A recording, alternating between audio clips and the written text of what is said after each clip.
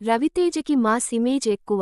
తాను ఎంచుకునే కథలలో మాస్ అంశాలతో పాటు ఫ్యామిలీ ఎమోషన్స్, కామెడీతో కూడిన రొమాన్స్ ఉండేలా ఆయన చూసుకుంటూ ఉంటాడు. అలా ఈసారి ఆయన చేసిన సినిమానే భర్త మహాశయులకు విజ్ఞప్తి. వినోదంతో ముడిపడిన కుటుంబ కథాచిత్రాలను తెరకెక్కించడంలో మంచి అనుభవం ఉన్న కిశోర్ తిరుమల ఈ సినిమాకి దర్శకత్వం వహించాడు. సంక్రాంతి బరిలోకి దిగిన ఈ సినిమా ఎలా ఉందనేది ఇప్పుడు చూద్దాం. కథ: రామ్ సత్యనారాయణ, రవితేజ తన బిజినెస్ కి సంబంధించిన ఒక విషయంపై తన పిఏ లీలా, వెన్నెల కిషోర్ తో కలిసి స్పెయిన్ వెళతాడు.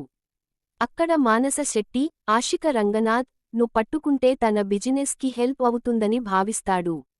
అయితే ఆమెకి, తనకి మధ్య విందా, సత్య ఉన్నాడనే విషయానికి రామ్ సత్యనారాయణకు అర్థమవుతుంది. దాంతో తెలివిగా ప్లాన్ చేసి సత్య పేరుతో మానసకి పరిచయమవుతాడు.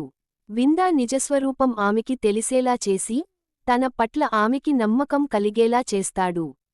మానస అందంగా ఉండటంతో సత్య ఆమె పట్ల ఆకర్షితుడు అవుతాడు. తనకి బాలామణి, డింపుల్ హయతి తో పెళ్లైందనే విషయానికి చెప్పకుండా మానసకి దగ్గరవుతాడు. తాను బిజినెస్ పనిపై వచ్చాననే విషయానికి కూడా చెప్పకుండా హైదరాబాద్కి తిరిగి వచ్చేస్తాడు. రామ్ అంటే భార్య బాలామణికి విపరీతమైన ప్రేమ, అంతకుమించిన నమ్మకం. భర్త అంటే ఎలా ఉండాలి అనే ప్రశ్నకి తన భర్తను సమాధానంగా చూపిస్తూ ఉంటుంది. పరస్త్రీల పట్ల ఆకర్షితులయ్యేవారిని ఆమె అసహించుకుంటూ ఉంటుంది. తన పట్ల బాలామణికి గల విపరీతమైన నమ్మకాన్ని చూసినప్పుడల్లా రామ్ అపరాధనా భావానికి లోనవుతూ ఉంటాడు. ఆమెకి నిజం చెబితే ఏమైపోతుందోనని భయపడుతూ ఉంటాడు. అలాంటి పరిస్థితులలో తన బిజినెస్ కి సంబంధించిన పనిపై హైదరాబాద్లో ఒక 10 రోజుల పాటు ఉండటానికి మానస వస్తుంది. అప్పుడు ఏం జరుగుతుంది? సత్య పేరుతో రామ్ ఆడిన నాటకం బయటపడుతుందా? మానస, బాలామణి వలన రామ్కి ఎలాంటి పరిస్థితులు ఎదురవుతాయి అనేది కథ.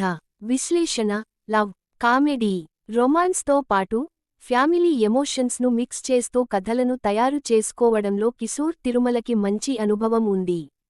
ఆ ట్రాక్లో నుంచి ఏమాత్రం పక్కకి వెళ్లకుండా ఆయన రెడీ చేసుకున్న కథనే ఇది.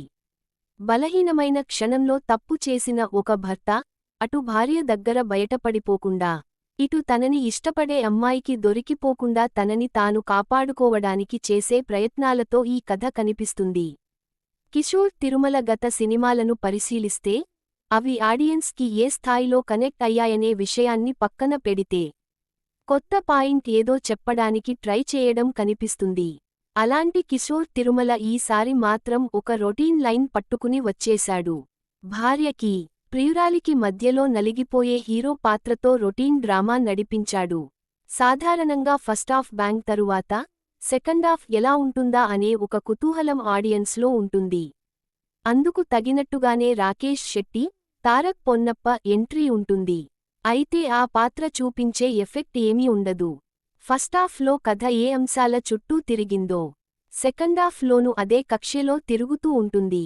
రవితేజ హంగామాతో పాటు సునీల్, వెన్నెల కిషోర్, సత్య కామెడీ సందడి కాస్త కనిపిస్తుంది. కాకపోతే ప్రధానమైన కథనే రొటీన్గా ఉండటం వలన అంతగా కిక్కివ్వలేకపోయింది.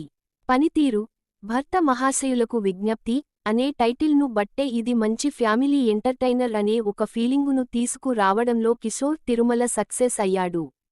అయితే రొటీన్గా రాసుకోకుండా తన మార్క్ ఎంటర్టైన్మెంటును సెట్ చేసుకోవలసింది. అలా చేయకపోవడం వలన ఇల్లాలు, ప్రియురాలు తరహా కాన్సెప్టులన్నీ మన కళ్లముందు పరిగెడుతూ ఉంటాయి. రవితేజ తన మార్క్ జోష్ చూపించాడు. ఆషిక రంగనాథ్, డింపుల్ హయతి అందంగా మెరిశారు. సునీల్, వెన్నెల కిషోర్, సత్య కామెడీలో తమదైన మార్క్ చూపించారు. నిర్మాణ విలువల విషయంలో రాజీపడకపోవడం కనిపిస్తుంది.